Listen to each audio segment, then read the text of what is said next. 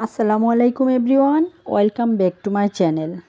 Swapna cooking and blog চ্যানেলে আপনাদেরকে স্বাগতম। দেশ ও দেশের বাহির থেকে যে যেখান থেকে আমার এই ভিডিওটা দেখছেন, আশা করি সকলেই অনেক ভালো আছেন। আলহামদুলিল্লাহ, আমি অনেক ভালো আছি।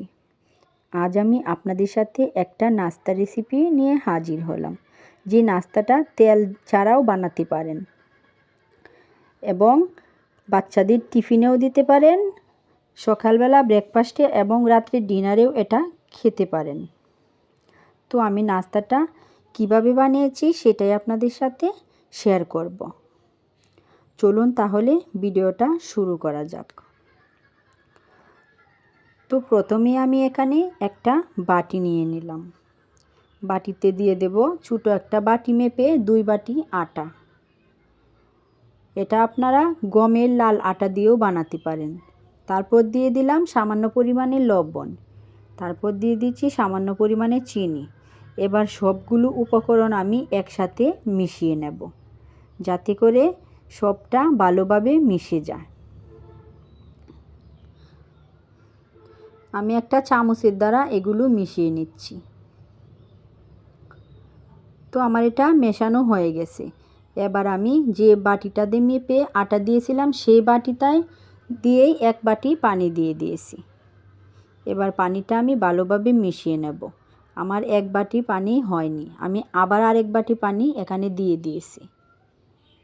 তো এবার আমি এই মিশ্রণটাকে ভালোভাবে মিশাবো। দেখতেই পাচ্ছেন আমি এটা কিভাবে মিশিয়ে নিয়েছি।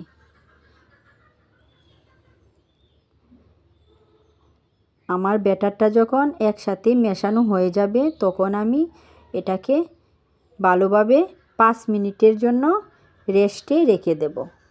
আবার একটা ঢাকনা দিয়ে ঢেকে দেব। তো 5 মিনিট পর আমি আবার ফিরে আসলাম। এখানে দিয়ে দেব 1 চামচ বেকিং পাউডার।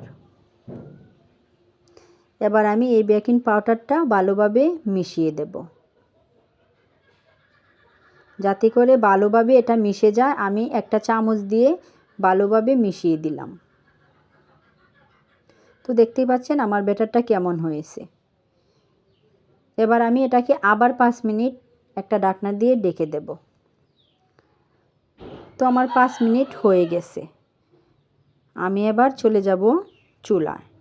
চুলায় একটি প্যান বসিয়ে দিয়েছি। তো দেখতেই পাচ্ছেন আমি একটা চামচের দ্বারা 1 চামচ আর আধা চামচ ব্যাটার এখানে দিয়ে দিয়েছি। এখানে কিন্তু আমি কোনো তেল অ্যাড করিনি। এই নাস্তাটা তেল ছাড়াই সম্পূর্ণ বানানো যাবে। তো ভিডিওর মাঝপথে এসে আপনাদেরকে একটা কথাই বলতে চাই, যারা আমার চ্যানেলে নতুন এসেছেন সকলেই প্লিজ আমার কমিউনিটি পোস্টে একটা কমেন্ট করে আসবেন। ভিডিওর নিচে কেউ কমেন্ট করবেন না। আর যারা আগে থেকেই চ্যানেলটাকে সাবস্ক্রাইব করেছেন তাদেরকে তো অসংখ্য ধন্যবাদ।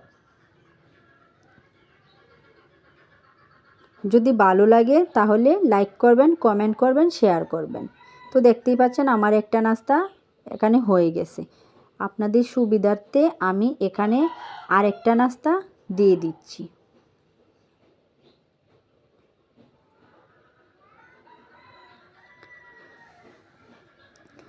এবার নাস্তাটা দেখতেই পাচ্ছেন আবার এটাও হয়ে গেছে।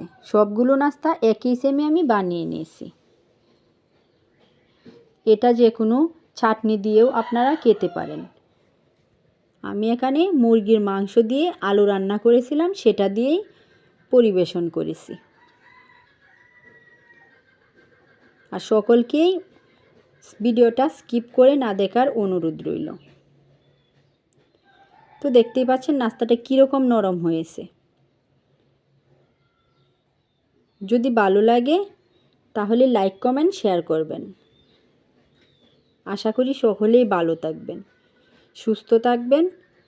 আল্লাহ হাফেজ।